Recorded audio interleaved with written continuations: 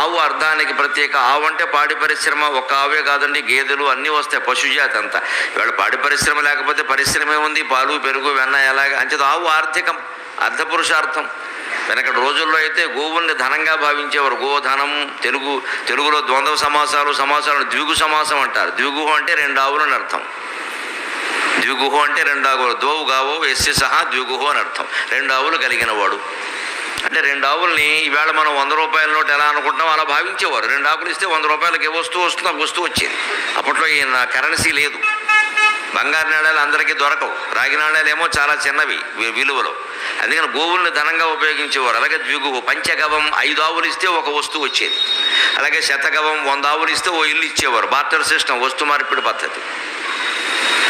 అందుకే ఆ రోజుల్లో గోదానాన్ని చాలా పుణ్యమైన విశేషంగా చెప్పారు. గోదానం అంటే ధనదానమే, గోవులు ఇస్తే ధనం ఇచ్చినట్టే.